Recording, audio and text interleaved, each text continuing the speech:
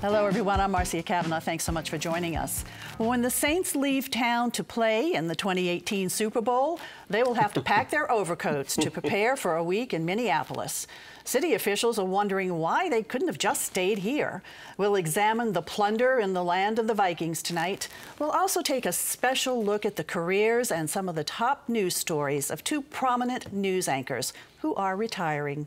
Joining us are tonight's Informed Sources, Errol Laborde, producer of Informed Sources, Dennis Woltering, news anchor, WWL-TV Channel 4, and Norman Robinson, news anchor, WDSU-TV Channel 6. First off, guys, we're going to go over to Errol and talk about the loss of Super Bowl 2018. So we won't be celebrating a Super Bowl when we mark our 300th. The one NFL category in which New Orleans was undefeated was in Super Bowl bids. We were 10-0 in that category until this week, and went into the game fairly confident. And what we learned is that lately is that if you have a new stadium being built, that gets priority. Of course, you got to have the tax packages and the incentives. And some people were saying, well, you know, that's not fair.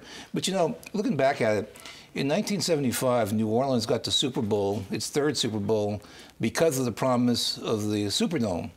And if they come here in 75, the game will be in the nice new Dome Stadium. The Dome Stadium wasn't complete.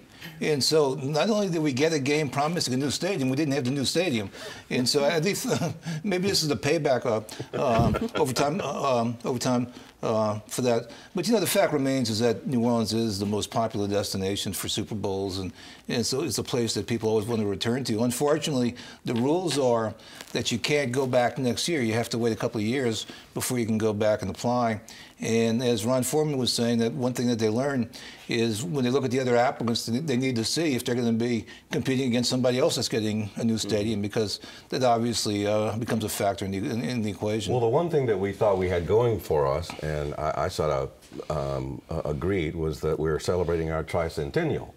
And that since New Orleans is such a popular city, not only nationally but internationally, that would go a long way towards persuading the NFL to give us the Super Bowl. I have a hunch that the NFL owns the tricentennial doesn't mean very much. Okay. I don't think it's a big deal. They're more interested in the investment in the stadium. And now Drew Brees has suggested that maybe if we wanted another Super Bowl, we might have to build another stadium.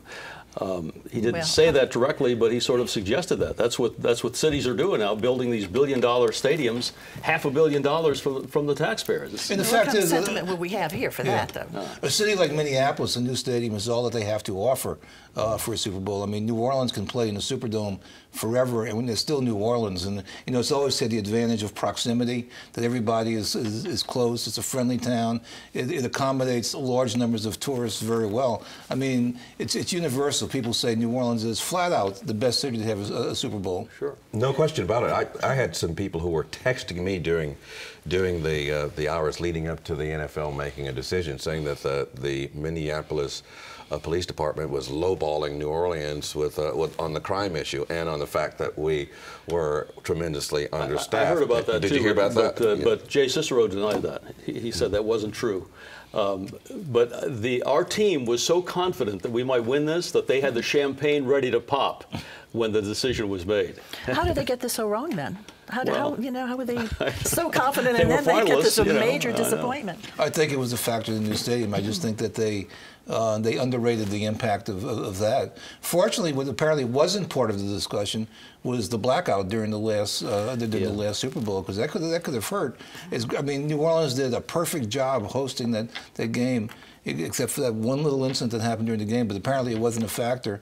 And Commissioner Goodell, even though people were very unhappy with him a few years ago, was very good that night saying, we will not hold this against New Orleans. Well, someone said that's why Rod West from Entergy was included among the delegation to lobby for the Super Bowl, just to ensure that they understood that we had confidence that what took place during the last Super Bowl would never happen again.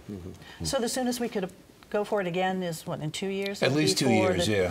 For the 2020? Yeah, but they're going to want to see who else is applying, too. Who else is building a stadium? Atlanta, I believe. I believe Atlanta is building a new stadium, so they might. We spent $300 million on the Superdome after Katrina, so. Right. We've made a pretty big public investment, yeah. The Superdome is in many ways a new stadium. Yeah, it is. It's totally It's a state-of-the-art facility. Yeah. I've always been impressed with the Superdome. I don't, not that I want to contradict Drew Brees, but I don't think we really need to invest in a new stadium in order to get another Super Bowl because, as Errol said, we are the most attractive venue given that the proximity of our hotels and restaurants to the place where the games are played. Absolutely. I hope you're right, because we certainly would like to have another Super Bowl here, but not necessarily have to build a new stadium. We definitely have other priorities in this town that we do need to address.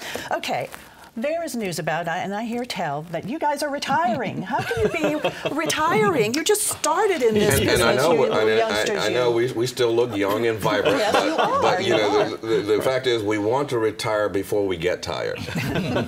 that's sort of the idea. Okay, but tell us. I want to know how you guys did get started in the business. Go with you, Dennis. Well, I was always interested in journalism and writing and broadcast, and I went to college. Oregon State, American University for a master's degree. I worked at the Voice of America for 9 months as a writer. I thought it would be all propaganda, but actually the writing was very straightforward. But I wanted to be in TV, and I was looking all over for TV jobs. Every time I applied, the job was taken. Finally, Fargo, North Dakota offered me an opportunity. And so I went to Fargo, North Dakota. It was my first job as a weekend anchor and reporter. I did everything. On the weekends, I was the entire news department, except for sports and weather. You know, I ripped the wires. I wrote the copy. I edited the film, edited the videotape in the order I would use it on the air, and I gave it to the engineer. I sat down at the desk. I rolled the teleprompter with a foot pedal. Oh gosh, I really did do it. I can remember those days, too, pushing with the foot pedal and the teleprompter. Thank God, because I felt like I was going to be stranded there. Although I look back, you know, my only regret is that I didn't just enjoy it more. You know what I mean? Along the way, just enjoy it more. But along the way, finally, 2 years later, I got an opportunity here in New Orleans, and I came to WWL-TV. And you found me there already. I found you, and Norman and I worked together there for a number of years, yes, 7 years together. Yeah, 7, 8 years we worked together. We had a great time, and then I sort of felt like I was stalled. Because it was Garland and Angela, and I didn't see any upward movement for me. So I had a chance to go to Philadelphia as a reporter, and I did that, and was there for 9 years. We immediately missed New Orleans because, you know, I grew up in California, but New Orleans became our home. Yeah. And we didn't recognize how much we loved it until we left. And so, actually, 6 months after I got there, I quit to come back. You can't do that. You have a contract. So, but well, we're certainly glad you made it back. Eventually, I came back. Yeah, it's been wonderful having you here too. Norman, your start. I had a more circuitous route. I didn't realize that it was journalism that was my calling. When I was a little boy in Toomsuba, Mississippi, everybody wants to know where Toomsuba is. It's 14 miles northeast of Meridian on Interstate 59, heading towards Tuscaloosa, Alabama. I used to go into the house. We had a battery-operated radio. We didn't have any electricity, and every evening about 6 o'clock, we'd hear this do-do-do, do-do-do, CBS Evening News with Douglas Edwards. Wow. And I would find myself panning around that radio, and I was fascinated by the voice of this guy. I was, how did he learn to talk like that? What happened? What did you have to do to get a voice like that? And he had all of this information. He talked about from all over the world, and I was fascinated because I was in Toomsuba, Mississippi. I'd never seen anything beyond the pine trees and the oak trees in Toomsuba, and I was like, where is this guy? How did he get all this information? And I eventually moved to Mobile, Alabama with my grandma, and I started going to school there, and I started learning music, so I got sidetracked in the music. And when I graduated from high school, I got drafted in the Vietnam War because I was too pig-headed to go to college, you know. And then when I got drafted in the Army, I decided I was going to join the Marine Corps because I got my choice of duty. And I was a pretty good musician, so they auditioned me, and I got to play in the Marine Corps band. And then they sent me to the United States Naval School of Music, where I was first formally educated. Wow. And I met a guy, a piccolo player, who was a newsman in Detroit, Michigan, who was continuing his education, and he talked me into going along with him to school one night. And I got to talking to the professors, and they said, you know, you've got a pretty good voice, you're a pretty bright kid. Why don't you come and enroll? And I did, and I enrolled, and I thought, my God, this is the kind of stuff that I used to listen to Douglas Edwards long ago when I was 10 years old, and he was doing all this stuff on the radio, and I found my calling. And it was a good thing, too, because I was a pretty lousy musician, you know. I was never still a pretty good musician. I was never, believe me, I was never going to make a living as a musician. But still finally, playing, though. Yeah, I do. I still play. And I finally got some jobs at night, you know, doing radio, where I learned to write copy, where I learned to edit and put stories together. And then I went back to Mobile, Alabama, and got a job in radio, and then TV, and then Allie Gifford came through, and I ended up in New Orleans because he asked me to come down for an audition. You were in D.C. for a while, too. Yeah, I think it's amazing. You're a Marine, and your influence as a piccolo player. We had quite a few jokes about it, but piccolo player, which I can't repeat in polite company. But I was here, and I got to WWL after leaving VUE with Gifford, and was hired by Phil Johnson, who was the news director at WWL, and I spent about 8 years with Dennis there, and then got a fellowship at Harvard University. Right. Spent a year at Harvard, and then matriculated to CBS. White House. Yeah, the White House. I was a White House correspondent. And then you wound up here. But I miss New Orleans.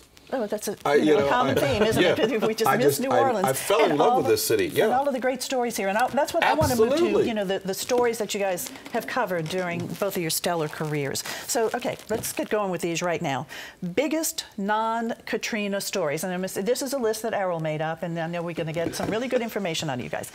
Biggest non-Katrina story. Dennis. Well, I'll tell you, one of the biggest was one in 1982. Two Saints players were arrested for cocaine. And so the station, I mean, in those days, we did everything and anything. We decided that we were going to do a month-long series on cocaine. Where does it come from? How does it get here? You know, they sent a photographer and me to Colombia to, you know, look to find out where it's coming from. We interviewed the governor of the district there. We hired a pilot and a guide who flew us in a light plane into this valley that looked like Marlboro country. We hiked up this mountain and saw the peasants, you know, harvesting the coca plants. It was astonishing. And we worked with the DEA to show some of the how it was being smuggled into the country and that sort of thing. It was incredible. It was a big story. Big story, great story. I'll never forget December 1977, the explosion at the Continental Grain Elevator in West Wego, where 48 of the 73 grain silos just blew up. It was a gigantic explosion.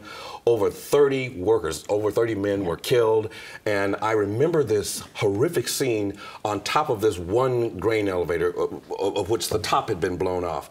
And there were these guys standing on top of there looking like walking ghosts. They were covered in grain, this white flour-looking substance. And there was this helicopter that they requisitioned or pressed into service from the Coast Guard, because none of the police forces, none of the emergency responders had helicopters at that time. So the Coast Guard sent in helicopters to try to retrieve those guys off the top of that grain elevator, or what was left of it, and then they were clasping with all their might, trying to grab hold of that thing, and everybody was down on the ground looking up at them. We were biting our fingernails. It was a very tense situation, and at that moment, that was the biggest non-Katrina story I'd ever covered up to that point. Okay, we're going to move along the list now. Most memorable Katrina moment for both of you. Wow. And this is a lightning round, I might remind you guys. Okay. So we got to there are so many memorable moments. But I think one of the ones that sticks with me is when we got back. I was a photographer and I came back. Our crew moved to Baton Rouge after sort of lawlessness broke out in the streets, and we're still covering it, but based in Baton Rouge. And we came back and we went to Lower Ninth Ward, and to see those houses on the sides, you know, just how the wall of water from the Industrial Canal had just washed over that neighborhood, pushed those houses, cars under houses. It was just unbelievable, you know. Yeah, it was an incredible scene. For me, it was the moment I walked into my house for the first time, because people were asking, well, what did the storm really do? And nobody had ever seen the inside of anybody's property at that moment. And I walked in my house, and it looked like somebody had dropped all of the furniture into a big vat of acid. Everything was crumbled, everything was ripped, it was covered with mold, and the smell was awful. And my heart sunk to my knees. It was that kind of traumatic revelation. But so many moments. I mean, also the people on rooftops and the people in attics who were calling for help, and it was just unbelievable. It was an incredible time in our history, and hopefully one never to be repeated again. Most memorable election. The most memorable election for me was Jindal Blanco. When Blanco, we had a final debate, and one of the we had all these tough questions, and one of the final questions was sort of a softball. What is a defining moment in your life? And you know, the polls had shown that Jindal was kind of leading, or he was, you know, he was kind of ahead. Blanco talked about the death of her son, who was, I think, 18 or 19 years old, and died in a work accident, and how it just, you know, changed her life and gave her life new meaning. And she was emotional, and I think that had a huge impact on that election. She wound up winning. Jindal gave more of a bureaucratic answer. Yeah, he talked about when he found God, and when his children were born, when he got married. Most memorable election for me was the Duke Edwards election, the runoff in 1991, and the debate that I was a part of on the public television station in Baton Rouge prior to the election, where there was a confrontation between myself and David Duke, where I asked him some pretty pointed questions, some pretty heated questions, to the chagrin of a lot of Duke supporters, and I ended up having to have a police escort to and from work for the next month. So that definitely is something you would remember. Unforgettable crime story. Okay, this was in Philadelphia, and there was a guy named Gary Heidnick who was capturing these women on the street, and he had 6 women in his basement, and he was torturing them. He had them chained up. He killed 2 of them and cut 2 of them up. Eventually, one of them escaped, called 911, and actually that one, some of the others said that she was an accomplice, but she saved the others. And it had been going on for months, and this guy was just like a monster. And it was sort of like the case here where the guy on Rampart, they found the head and he'd been cannibalizing his victims. Cannibalizing his girlfriend, but he was torturing these 6 women. He was chaining them up in the basement. Sounds like a very awful story. Horrible. The most memorable story for me was when I was a rookie in Mobile, Alabama, at the NBC affiliate, and these gentlemen saved my life. There were 2 deputy sheriffs, Bex and Stoltz. I never will forget their names. They were going into the woods to search for 2 armed robbers who had shot up a convenience store and shot up the police car that was chasing them. And my photographer and I were walking into the woods with them, and they turned around to us and said, "Go back." And 5 minutes later, we heard gunshots. Both deputies were coming out feet first. Oh. One of them was saying the Lord's Prayer as he was being stretchered out, and the other one was dead on the scene. And the one who was reciting the Lord's Prayer died later at the hospital. Wow. But for those 2 guys, I would have been right there with them when those shots were fired. That is an amazing story. Most upbeat story now for you both. Most upbeat story had to be the Saints winning the Super Bowl. Oh my God! You know, we were in our CBS was covering this, number one. We were in the newsroom watching this, and I was still having trouble believing the Saints were in the Super Bowl. And then they won. I mean, we were jumping on desks, we were screaming and shouting. It was the most incredible thing. And even for months later, I was like, the Saints went to the Super Bowl and they won. You know, it was just hard to believe. It was hard for me to believe. That's my most upbeat story too, Dennis, because as a 5-year-old, my son was an ardent Saints fan, and that was back in the day when Kenny Stabler was quarterbacking for the Oakland Raiders, and they came to the Superdome, and they were 31 points behind, and they came back to beat the Saints, and my son cried all night. And so when the Saints were finally in the Super Bowl, I was on the phone with my son yelling and screaming and running up and down the newsroom, and the news director says, "Norman, get on the air. Get on the air. Our special is coming on." But I was running around the newsroom like a chicken with his head cut off, screaming like a 5-year-old. Like so many of us all around the city were doing that night, so too. there was no unbiasedness on the part of this reporter doing that.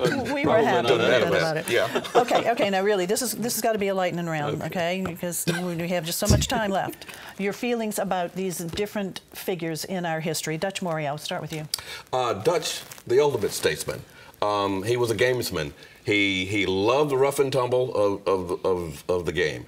And I enjoy that because I learned so much from him. I learned how to get prepared for people like him. He got me ready for politicians that I would meet who might be difficult to interview. This was a guy that when you went to interview him, you knew you had to have your background. You knew you had to have done your homework. That's true. So that's, you know, I liked him as the... I loved him. I thought he was great. And he was very tough, and he would come back at you. And I remember one time that we had a pretty tough to and fro, and afterward he said, "That's good television, isn't it?" He knew exactly what he was doing. Yeah, he did. But he was also tough, and he won that police strike eventually. He you know, I remember. Forced the union down, and we needed a strong leader at that time, and I think he was a great guy for that moment. Edwin Edwards. Edwin, super slick, smooth. He's the smoothest politician I've ever met in my entire life. Local, state, nationally, or internationally. And one of the most honest people in terms of what he would be willing to say or disclose or discuss with you. Brutally honest. Yeah, brutally honest. Edwin Edwards, I loved it. He was always great sound bites. You know, it took David Treen an hour and a half to watch 60 Minutes.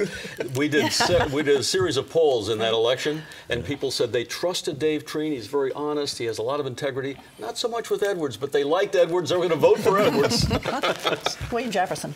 William, I thought a brilliant politician, very smart man who threw his career away. I was very disheartened by what happened to him. I thought he was one of the most brilliant and one of the most strategically capable politicians I'd ever met.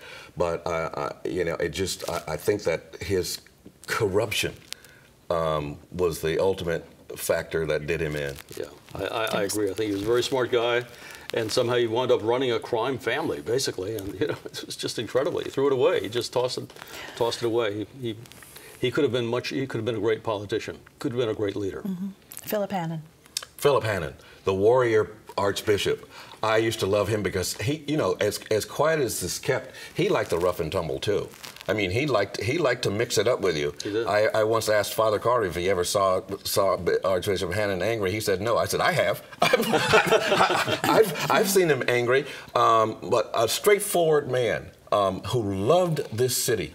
And he loved his role as Archbishop. I think he's one of the greatest leaders the city's ever had, actually. And he came here after Betsy, and he led the recovery of the Catholic Church.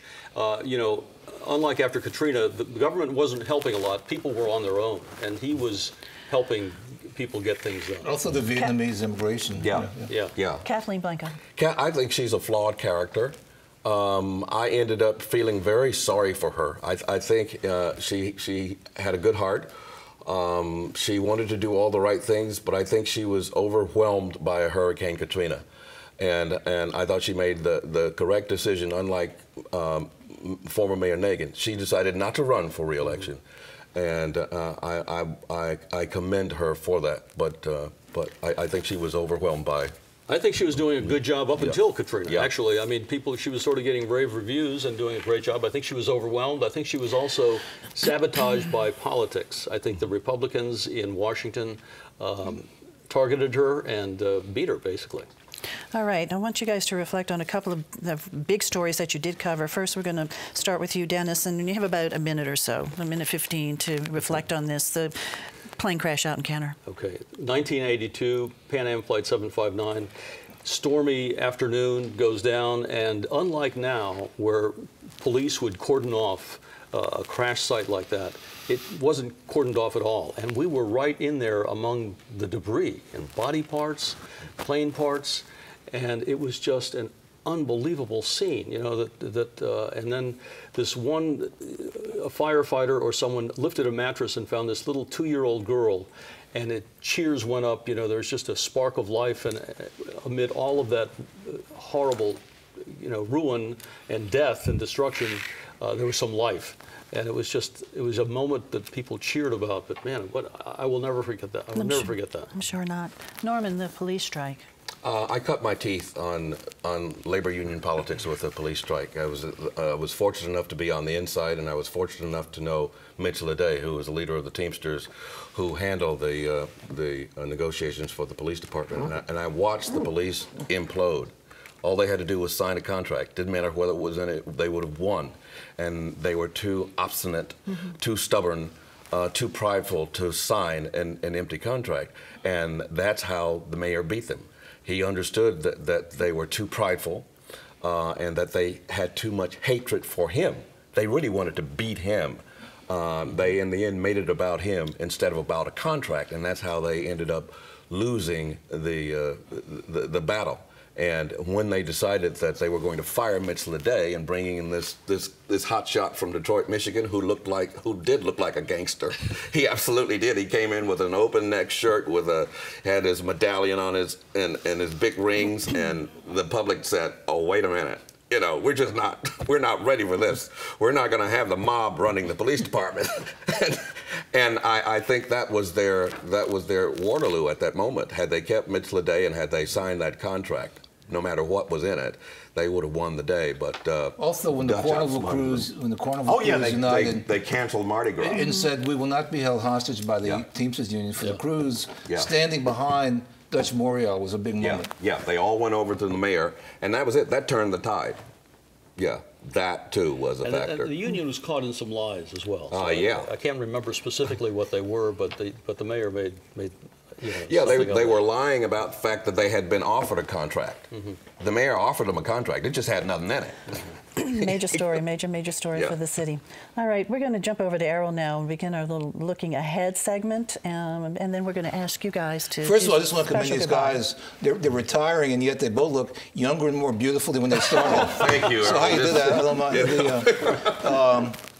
And probably when they started, the Orpheum Theater was open. As we know, it's reopening, and we found out, it's confirmed that the symphony will return to the Orpheum with the 2015 season. So once again, like maybe 40 years ago, people can go to the Roosevelt Hotel, get a Sazerac, cross the street, and go hear the symphony at the Orpheum beginning in 2015. Wonderful acoustics and a great place to go to a concert. Okay, it's time for us to wrap up this Informed Sources, this show, and you were one of our first panelists in Informed Sources. So what we wanted to do was for you guys to help us sign off this show with what you normally say on your show.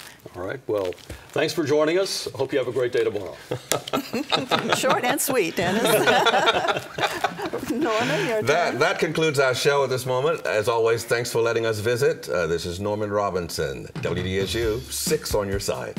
Oh, it's been great having you guys here, and it's been great having you here all these years to tell us the news. Thank you all so much for joining us, and we hope to see you again next week for Informed Sources. Have a wonderful Memorial Day weekend. Good evening.